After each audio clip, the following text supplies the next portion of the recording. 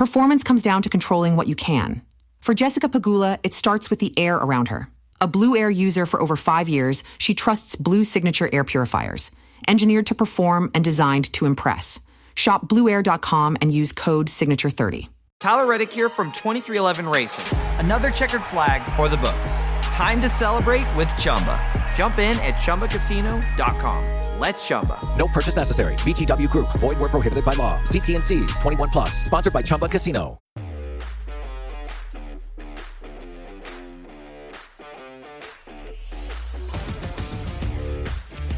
I'm a nobody from nowhere that ain't never done nothing. That's what I am.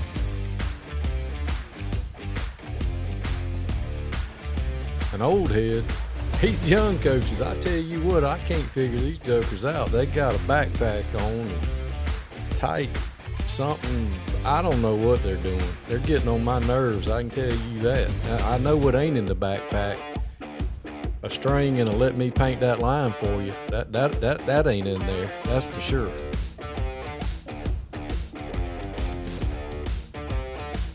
I had a kid the other day. He said, "Hey, Coach, didn't Christopher Columbus write the Pledge of Allegiance?" I said, "He sure did. He also played quarterback for the 1985 Chicago Bears." He said, "Bet." That happened. Sun Coaches, Season 6, where coaches come and tell their stories. Some of them are funny. Some of them is going to help you in your coaching journey. Not everybody has a funny story, but everybody has a story. Hope you enjoy Sun Coaches, brought to you by Titan Sensor.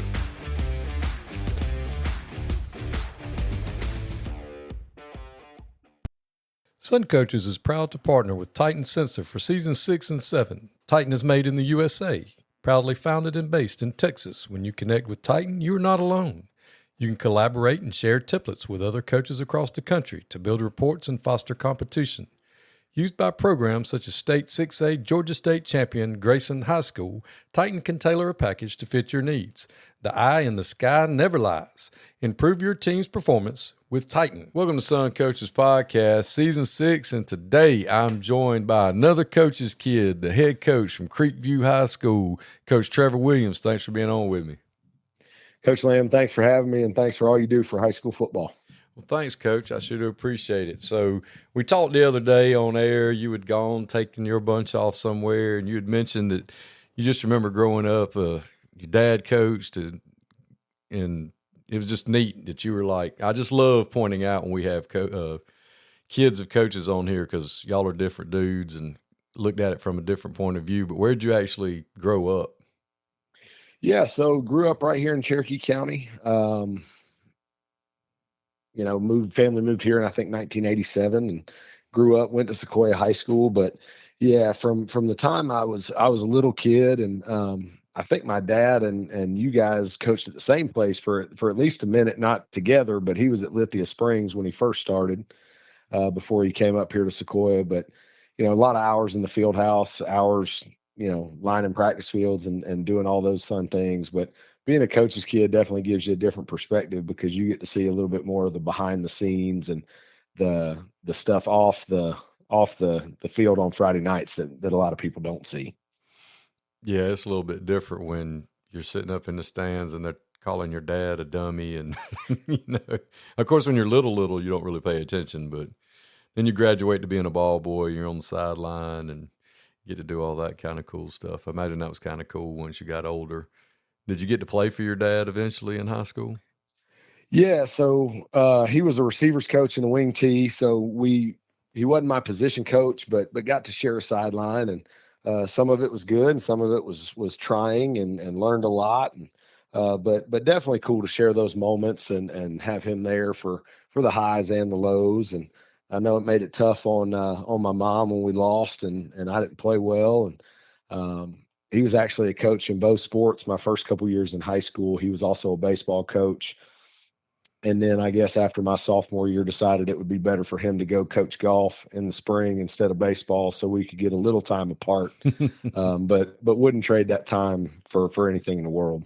Yeah, I had a buddy of mine in college. His dad's a Hall of Fame high school coach here in Georgia, and we love his dad, and we used to cut up and talk about how funny he was and everything else. And he was always like, well, yeah, y'all were never home with him when we got beat, or, when he came home mad, or, he's like, y'all didn't get to see that side of him. He's like, that was a week long try to get over it kind of deal. So there's a whole different side to it when you're a coach's kid. Yeah, absolutely. You definitely get to see the flip side of that coin for sure. And there were definitely moments where it was some tough love and some things that I probably didn't want to hear but needed to hear. But I probably didn't do a good job of kind of separating dad from coach in a lot of instances. And now, fast forward 20 some odd years, and my oldest son's going to be a freshman and play for me. So I get to go through the process on the other side. And now I have more appreciation for kind of what my dad was going through and kind of the toughness of that dichotomy and what you're going through as the dad on that side of it now. Well, you mentioned that you played high school baseball as well. When high school was over, did you get an opportunity to play either sport at the next level? Well, I'd always joke with people. I participated on the football team at Tusculum College up in Greenville, Tennessee, which is a cool little Division II school. And, got to practice a whole lot more than I got to play, but learned a lot. Had a couple different offensive coordinators and got to be a part of that. And it was a great time and really met some really good people and enjoyed my time there. And then when that was done and realized that I probably was not talented enough to play at the Division II level, came home and got a job and finished up at Kennesaw State, and then got to work. So you always knew you were going to teach and coach? Yeah, from an early age. I mean, even probably middle school, the dream was to teach and coach and do all those things. And knew I wanted to be a head coach early and just had a passion for it, and was lucky enough to get around some really good ones growing up and in high school and college. So it was a dream come true to get this opportunity for sure. So what was your first, teaching and coaching job out of college? So actually in college, started working, doing kind of sports performance training. And I played high school football for Sid Maxwell. And anybody that knows Coach Maxwell knows how keen he is into strength and conditioning and sports performance and that kind of stuff. And really kind of had a passion for that end of it. So I would say my first job coaching was doing speed and agility and performance training on the side while I was still in school. And then right out of school, Chris Bennett was the head coach at Forsyth Central at the time. And he was our offensive coordinator at Sequoia my freshman and sophomore year. And they had a job come open, and I was really struggling to find a job. It was 2009, and kind of everybody was on hiring freezes and rifting guys and doing those things. So it was probably late May. It was after spring practice, and he called me and said, "Hey, do you have a job yet?" And fortunately I didn't, and it worked out, and I was able to work for him for 4 years. And he was just a huge influence on me, not only football wise, but as a husband, as a father, and just as a man, learning how to kind of coexist in the coaching world with a family as well. How crazy is it that 15 years ago we were riffing people and had job cuts? And I had 2 coaches in the past 48 hours reach out to me with strength and conditioning PE jobs with a coaching supplement tied to it, position coach, at good places. And they can't find anybody. Yeah, it's nuts. And, we've had to hire some guys this off season, and we were fortunate to find some good ones, but it's harder than it's ever been, I think, to fit those pieces of the puzzle together. And just guys willing to move and take that next step and take that leap of faith and move their family around. And it's becoming more and more difficult. But yeah, I mean, filling teaching jobs, much less coaching jobs, has become a full-time job. Coach, we talked about it today in the office. I was like, yeah, this year, every year people reach out to me and ask me stuff. And I'm like, this year I had about 100 head coaches asking me, hey man, do you know anybody looking? I had exactly 0 guys looking for jobs. That never happens. I mean, it's usually 50-50 or a little bit more of guys looking than not. But it's just crazy that you brought that up, that how hard it was when you first got started, for us to, people to get a job. And now we can't give them away, No doubt. And we joke all the time, even when I first started, it was, hey, okay, you're going to teach special ed, you're going to co-teach 2 different subjects, you're going to coach at least 2 sports, if not 3, and run the weight room in the winter. If you're willing to do all that, you can sign. Well, yeah, give me the contract. I'm in. When I first started, it was football in the fall, weight room in the winter after school for anybody not in season, and then baseball in the spring. So you get guys now, older and younger. I'm not going to rag on young coaches that, I don't want to coach another sport, or I don't want to do this, that, or the other. And they're able to do that because people can't find teachers and coaches. So they're able to kind of set that demand, and it's just a different time right now in education. And I think we've got to do a great job bringing the next generation up in the right way to do things. Oh, I agree with that 1,000%. So after Forsyth Central with Coach Bennett, where'd you parlay that into? Yeah, so we kindly got asked not to coach there anymore after 4 years when we didn't win enough ball games, and that happens. But was fortunate enough to get a job at South Forsyth, and it was really, the good Lord looking out for me, and a hope and a prayer, because I had not known Jeff Arnett prior to that. Reached out to everybody I could possibly reach out to try to find a job, and was lucky enough to get on there as the running backs coach. And after my first year, they needed a defensive backs coach, and I said, hey, if you don't have anybody in mind, I'd love to flip over, change sides of the ball, and learn something new. I had been an offensive player, high school, college, offensive coach for the first 5 years of my career.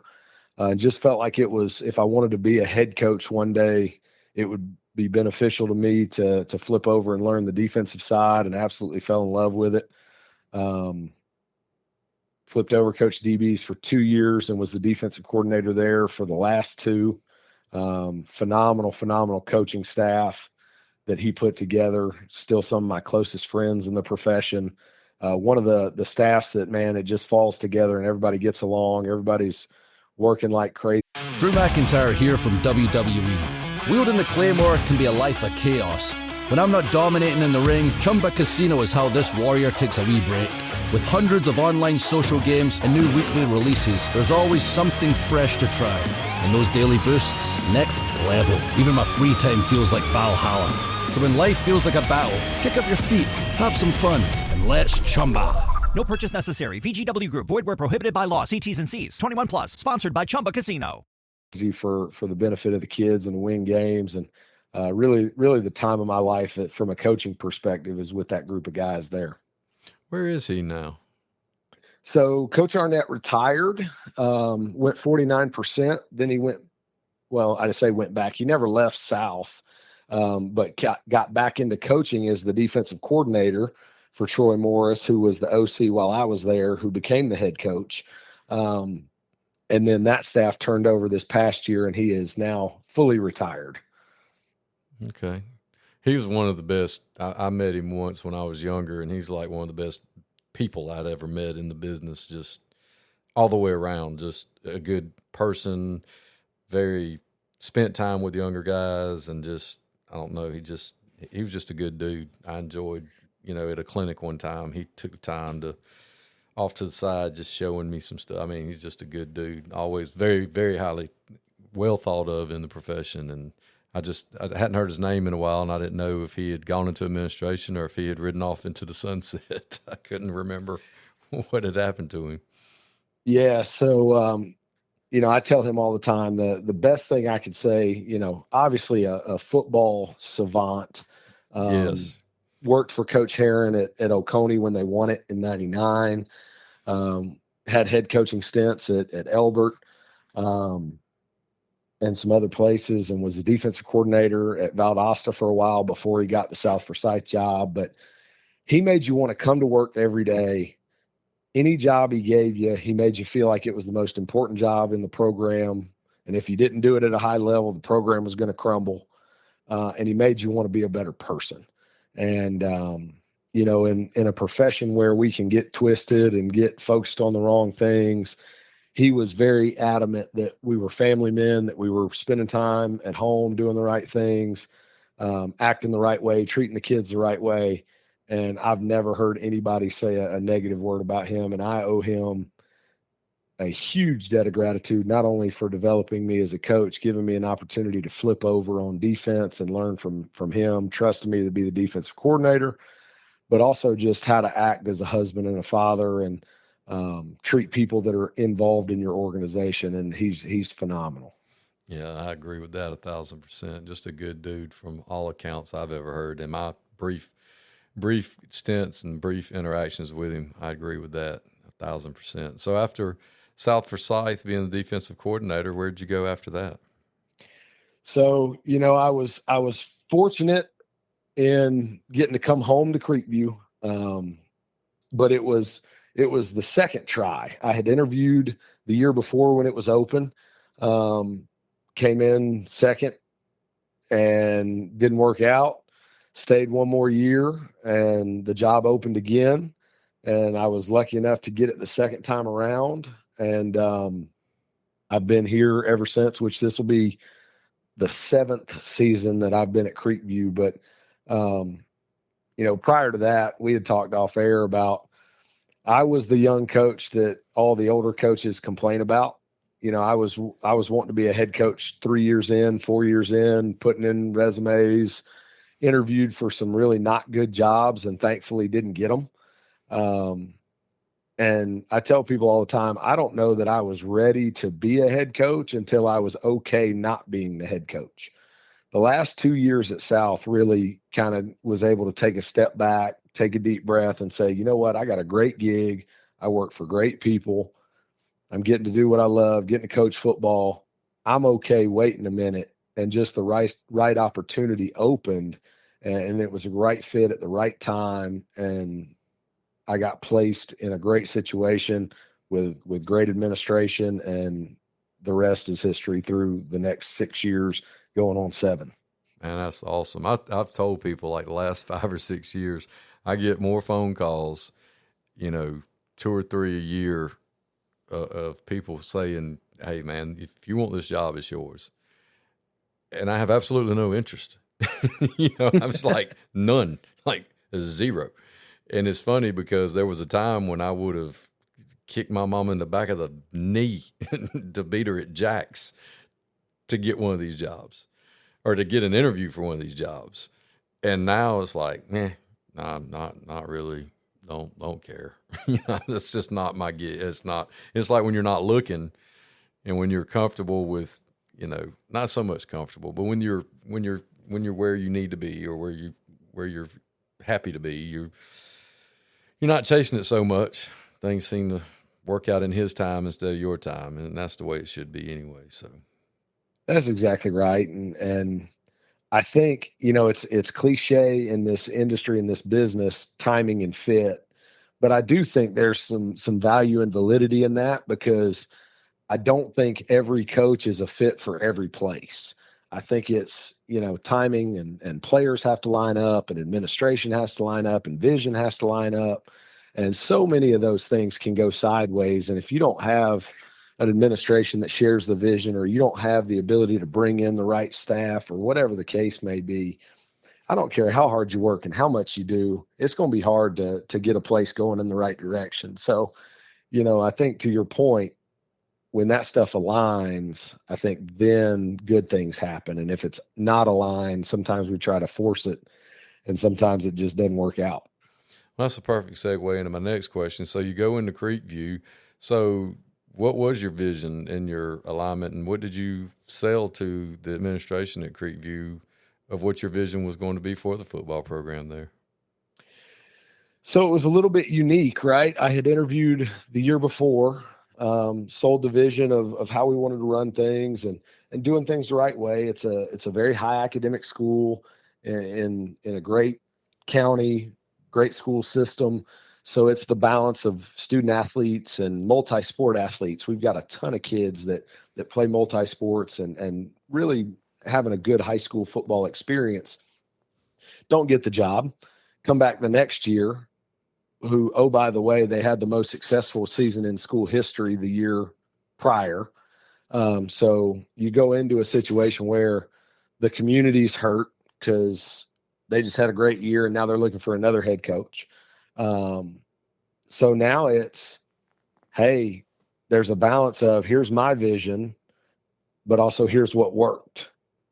So it's, hey, we're going to do it this way, but also listen to, hey, what's important to you seniors? What's important to you guys community that we keep? What traditions, what culture, what have you, and try to mesh that.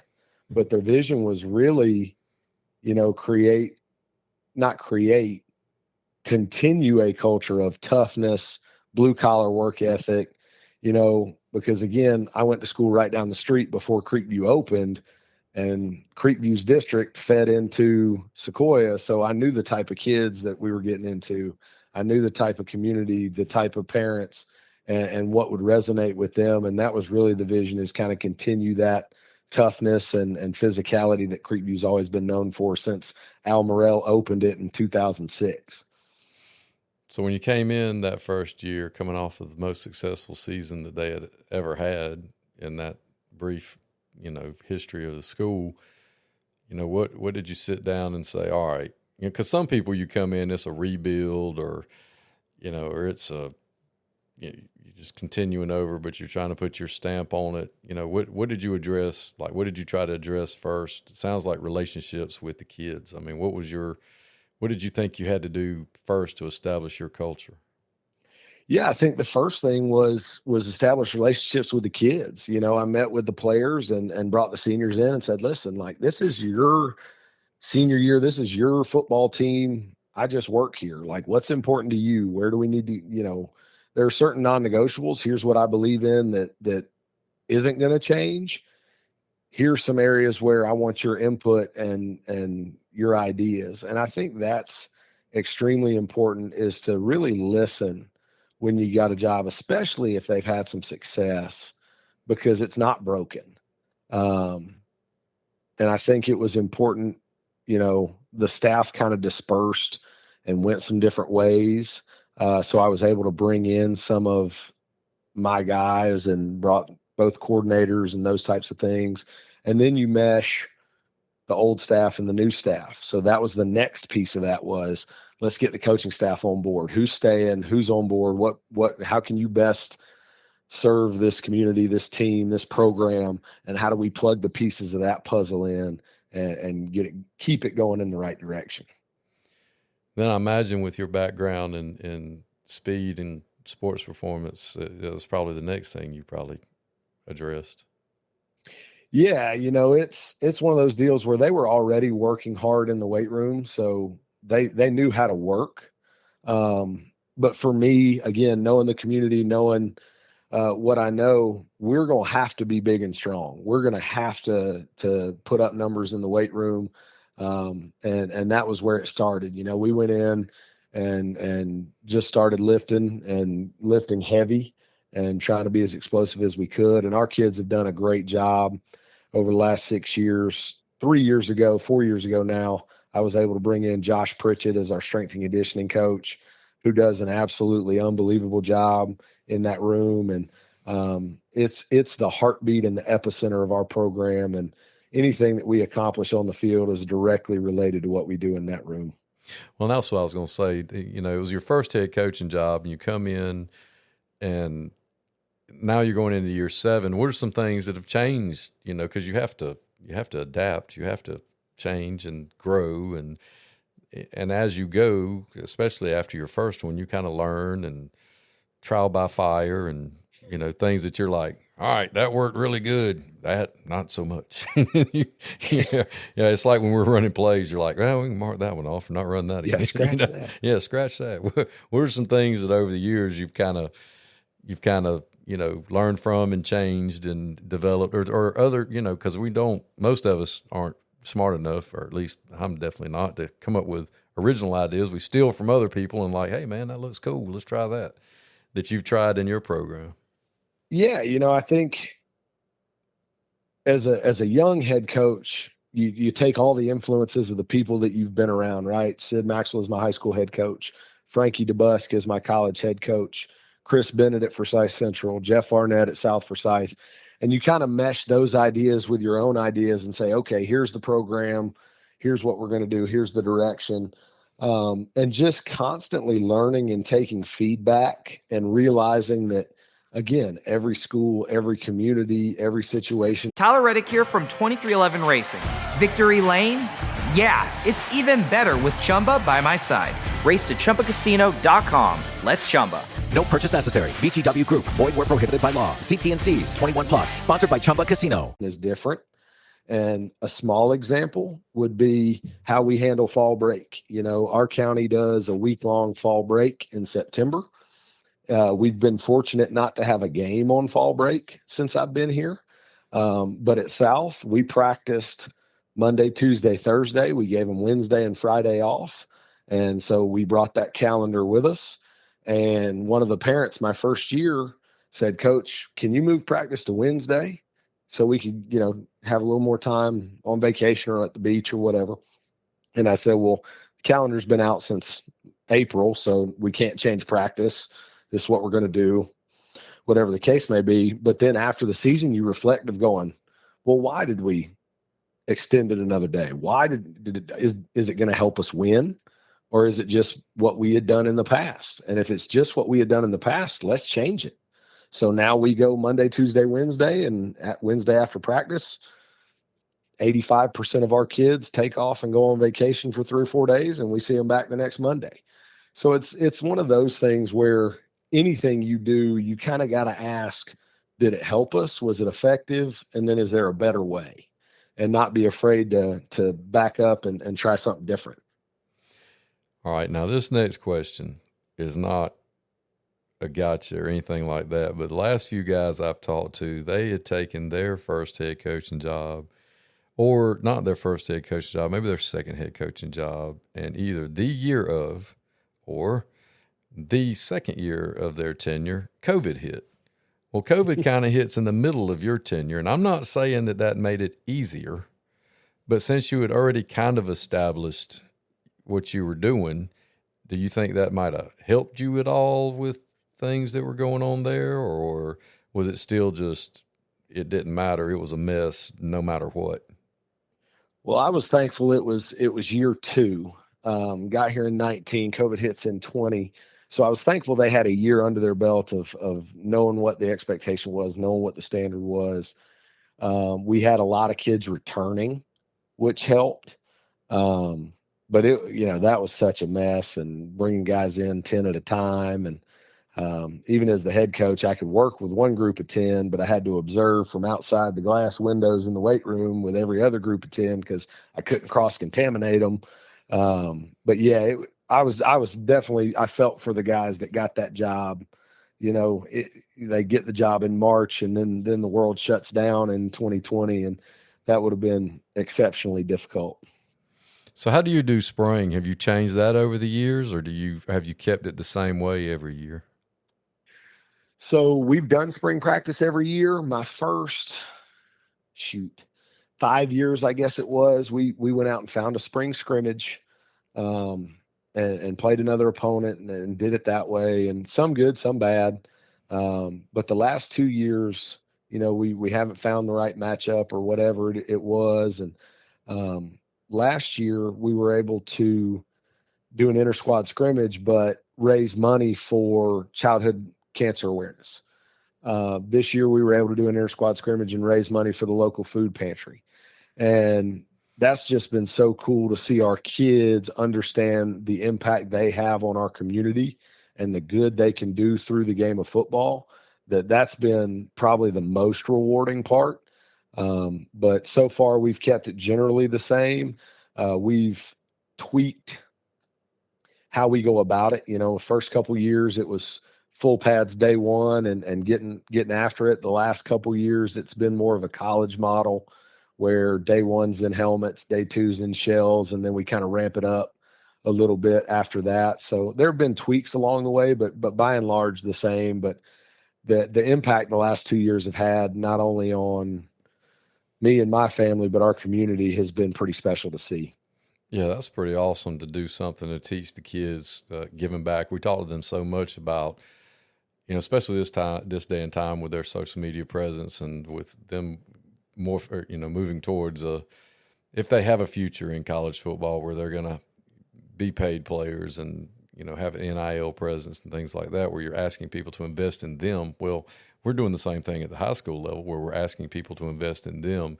I don't think it's too much to ask them to give a little something back, and them doing community service projects and things like that. I think that's outstanding. It's part of our the onus on us to teach them, part of being a man and part of, being a good citizen. And again, what you referred to back earlier in the conversation about providing a good experience, something they can look back on, when they're old men, that, things that they gave back and things that they were able to contribute to. And maybe when they get older, that's something that they'll, help them as men and husbands and members of their community of, wanting to participate in those types of activities. I think that's outstanding. So how about summer? How do you deal with, some people they still do the old Monday through Thursday, and some people have gone to the Tuesday, Wednesday, Thursday model. How has summer changed over the past 7 years for you, or have you kept that the same? So I don't ever think there's a perfect formula. I think there's good and bad. I probably should have learned more through COVID that we could probably do more with less. I think, some coaches went through COVID and went, maybe we don't have to do 7 padded camps, 47 7-on-7s and everything else, and we'll be okay. Yeah. I know I talked to Craig Bennett about that at Cambridge when he was still there before he got to Pickens, and he said the best thing they ever did was realize that they didn't have to wear them out in the summer. But we do speed work, weight room, and football 3 days a week, and then we bring our older kids in on Wednesday and just do football. An hour and a half, 2 hour practice in June, and then in July it's similar, but it's so condensed now with the season starting so early. I joke with our players all the time, when you get back from July 4th, it's football season, because you got a couple more weeks of lifting and running, and then you're in mandatory conditioning, your pads are on, and then the next week it's scrimmage week. And if you don't do spring, the first week is scrimmage week, which I think that's one thing that I would like to see adjusted, is back the season up a little bit, even if it means losing a bye week. I think, number one, you get into cooler weather, but number two, I think you give those kids a little bit better chance to get in true football shape once the pads come on. I agree with that 1,000%. I've been beating that drum and trying to lead the charge on that with not only that, I know this will never happen, but not only that, but hey, we don't need 4 playoff teams out of each region. Just take the top 2. That'll cut another week out at least. Yeah. And you can back the schedule up. There is no reason to be playing a football game in August. These kids are not built to be outside in the heat, and we're not going to change that. Their lifestyle does not dictate. I mean, I got one that lives with me that has a severe Freon addiction. I mean, he ain't going outside. He's sitting upstairs. He's sitting upstairs right now. He ain't going outside. It's hot. He's not. I mean, it's just, and these kids are doing the same thing, but we think it's okay. Well, we got the heat guidelines and all this other stuff, and we can't do this, and we can only practice this long, and we got helmets. But on Friday night at 7:30 or 8 o'clock, depending on where you live, no matter what the wet bulb says, we're going to play football. Well, that's right. Well, we have more people out there. No, you got more people to watch them have a heat stroke is what you got. That's not going to change anything. So we're not fooling anybody with that. But there are ways that we could back the season up, because it's just like you said, when we come back from July the 4th, for a lot of people, you're playing a football game in 3 weeks. Yep. And that is absurd to me. Well, and now with the Corky Kell and things like that, some people are playing a football game that counts in 3 weeks. Yep.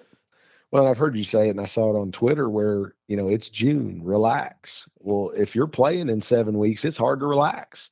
It's hard to not freak out about June, and because it happens so quick. And, we had talked earlier about the experience of high school football. Some of my fondest memories are at camp away in another state, and Coach Maxwell was a guy who we didn't hit or tackle live in practice 20 some years ago. He was ahead of that curve. Now we were physical and blocked hard and did all that stuff, but we weren't tackling to the ground and all those things, but we were still practicing twice a day with a special teams practice in the middle in full pads. But you just don't have time to do that anymore, because once the pads come on, it's scrimmage week.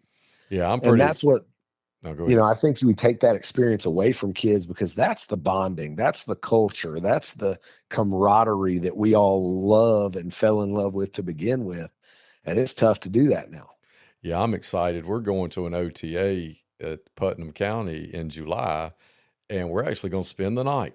It's a 2-day deal, and we're going to stay in their gym.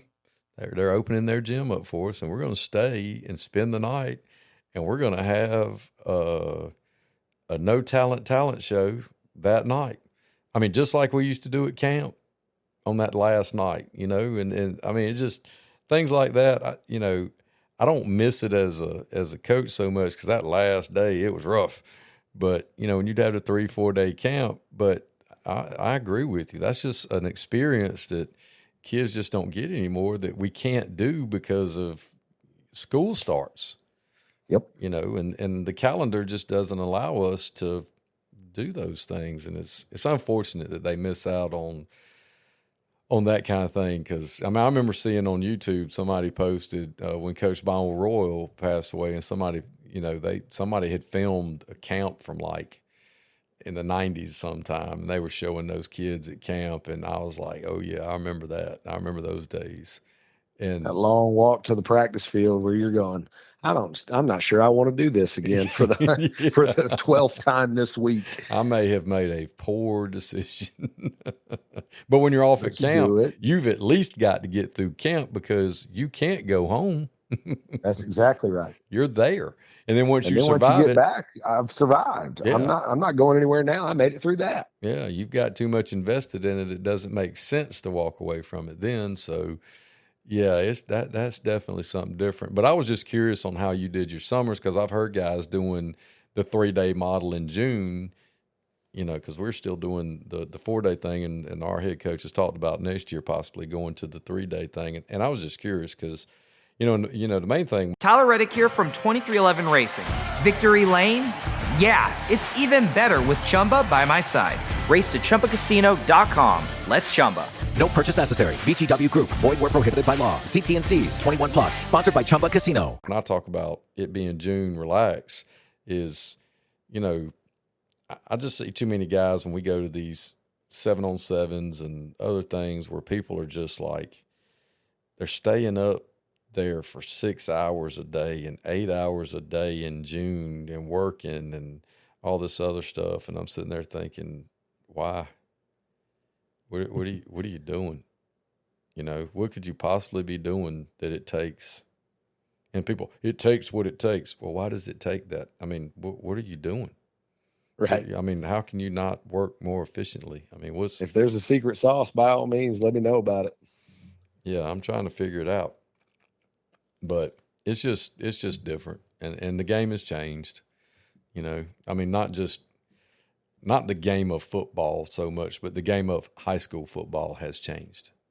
Yes. And you being a coach's kid and growing up in it, and especially where you live, the game has changed. It's just a different animal, especially in Metro than it is in other places. I mean, like today, explaining to one of the young coaches about player fees, he looked at me like I had, as you said to me earlier, 7 heads. Yep. And I was like, he was like, I just wouldn't be able to play. I was like, no, yeah, my daddy would have told me, you just ain't playing. And that's how we look at things in Middle and South Georgia. That's just not a thing. But, I mean, Right. it's just totally different culture. I mean, it's just different because we don't have ginormous multi-school systems that can't support, we're single school system. It's a little bit, we don't have to fall back on that kind of thing. But just the game's changed. What are some things about the game? You being a head coach for the past 7 years, just in that 7 years, what are some things you've seen just in 7 years change that you're like, wow, this is different? Yeah, I think it's the trickle down from college into high school. It is 365 days a year, 24 hours a day, 7 days a week, from social media and presenting your players out there to colleges and hype videos. And, we were at a 7-on-7 and teams have their cameraman, creative director following them around for hype videos and all those things because they see UGA put them out. They see Georgia Tech put them out. They see whoever at the college level does that stuff, that it now trickles down to the high school game where as a head coach, you feel like you've got to keep up with programs that are doing things like that and promote your kids and all those things, where sometimes I feel like it's got to be more public than it used to be. It used to just be texting college coaches and shooting them direct messages and those types of things. And now it's retweeting or whatever they call it, reposting on X now, and everything's got to be out there for the world to see. And that's the biggest thing, I think, to me, and why you're seeing so many coaches burn out, because there's so many facets and aspects of a program that reach so far and wide, that it's a lot for people to handle, and you got to hire a great staff. And thankfully I'm at a spot where I've got 14 assistant coaches and 12 of them are in the school building with me. So I'm able to delegate a lot of those responsibilities. But if you're not at a place with a big staff that wants to work, it's a challenge for sure. Well, I know y'all went to Georgia Tech the other day. We talked about that, and we were there, earlier in the week or last week. And I'll tell you what I've noticed, or what I noticed that was odd to me, is we're up there on a Monday, and it's the middle of the day, and there are parents there that are not of retirement age. And I'm sitting there thinking, what do these people do for a living that they can just come watch their kid be in a glorified two-hand touch, practice? And it wasn't like there were one or two parents. There were folding chairs, and it was like it was a travel baseball game atmosphere out there. And I was like, well, this is different. Because we just don't get that here. That's just not a thing. When we go 7-on-7, we're calling you and going, hey, Coach Williams, y'all want to get together on Tuesday, morning and throw? Yeah, man, y'all come on. And, you get together with other schools and you just kind of, and I get it. It's Georgia Tech and University. I get that. I understand. But still, I'm like, hey, man, y'all have fun. Daddy's going to be at work today. Yeah. We used to have this thing called passing league on Tuesday nights where about 4 schools would get together and we'd ride a bus over to, a high school. You'd rotate it every week and you'd do 7-on-7, but there wasn't any scoreboard. And if somebody had an explosive play and busted a coverage, the DC could say, hold on now, coach, can you run that again? Yeah. So I can see it. And nobody got mad. Nobody was doing the pee-pee dance in the end zone on your head if they scored on you, or, That's exactly right. Spinning the ball and all this other stuff. Do you remember when Cartersville used to have that big 7-on-7 deal up there every summer? Like they would have, well, no, you would have been in school. It was in the early 2000s, but Cartersville used to put one on and it was awesome. And it was like a 2-day, and it was the same deal. They'd match you up with people, but, you could be like, hey, coach, we just absolutely did not adjust when you went from doubles to trips. Could you do that again? I know you just torched us for an 80-yard touchdown, but will you show that to us again so I can, walk my kids through this? Yeah, coach, not a problem. Yep. And to me, I get a lot more out of that. And I think 100%. And I think the kids do too.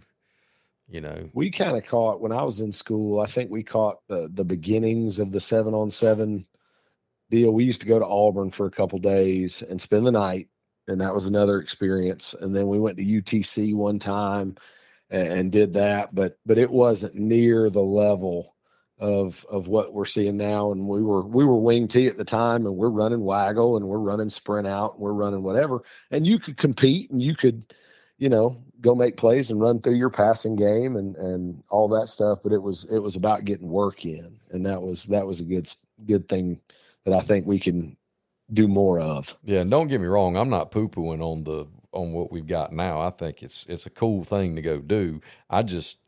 It was just weird to me to see like the level of parental participation in it. I just figured it'd just be a bunch of coaches and teams and Georgia Tech staff, and we'd be up there. We'd do it. I just thought it'd be like passing league, but with a tournament format and pool play, and then we'd play, and then we'd go home. But man, there was a bunch of folks up there. It was yes, sir. It was just yes, something. Sir. It was something different. It was cool. I mean, it was a good experience. Well, and I'm probably a little bit different. I tell our kids all the time when we go to those things, like, winning's awesome. Winning's always better than not winning, whether it's chess, checkers, tiddlywinks, or 7-on-7. I said, but I'm more interested in, as a DB, when you give up the touchdown and the guy does the dance on top of you, how do you respond? When coach yells at you, how do you respond? When it's not going good, who leads? Who's the guy that makes the play to change the momentum? Those types of things as a coach are what I'm looking at way more than the scoreboard. Oh, absolutely. Because, I mean, at the end of the day, are you going to compete? Because you don't know who you're going to get matched up against. I mean, you may be in one classification or you may be in one region or whatever, and you get matched up against complete smoke shows. I mean, it's just right. I mean, it's just you don't have any say in that. And then, it's like we told our kids when we went up there, we're like, look, man, we don't care who they put over there. It's not what this is about. It's about all of the things you just said. And it was a great experience for our kids, and I enjoyed it. And I guess I generally don't go because I'm with the big kids, and I just happened to be up there because we had a O-line guy to go up there to get a workout in, and that was cool too. But it's just fun. It's just fun to see the evolving, how much the game's evolved and what it's changed into, because, it just wasn't a thing earlier in the middle of my career. It just wasn't. 7-on-7 just wasn't that big of it was passing league, like you said. I mean, it was, yes, that's just what it was. But let's talk about something different to finish off with right here that I'm interested to know. You said your son's going to be a freshman. And yes, sir. Your dad was not your position coach. Are you going to be his position coach?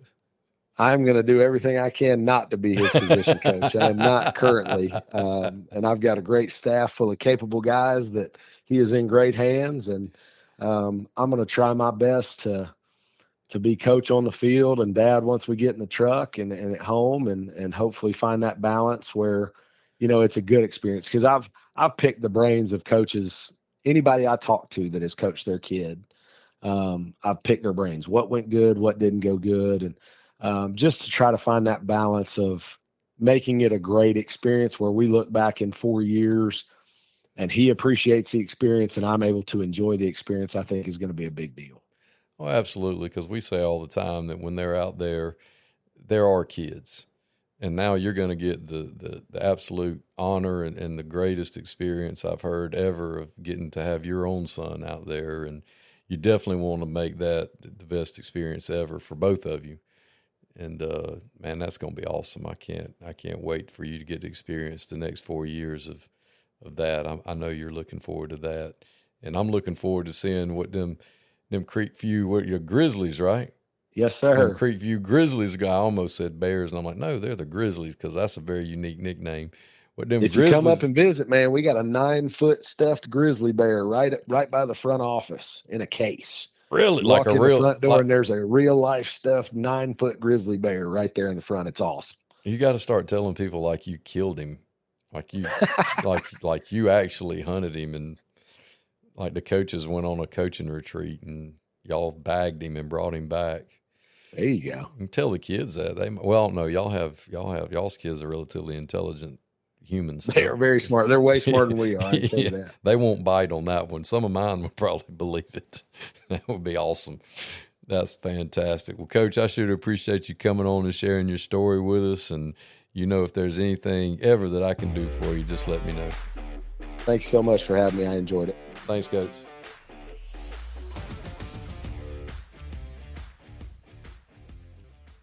Tyler Reddick here from 2311 Racing. Another checkered flag for the books. Time to celebrate with Chumba. Jump in at ChumbaCasino.com. Let's Chumba. No purchase necessary. VGW Group. Void where prohibited by law. See T&Cs. 21 plus. Sponsored by Chumba Casino. If you work in university maintenance, Grainger considers you an MVP because your playbook ensures your arena is always ready for tip-off.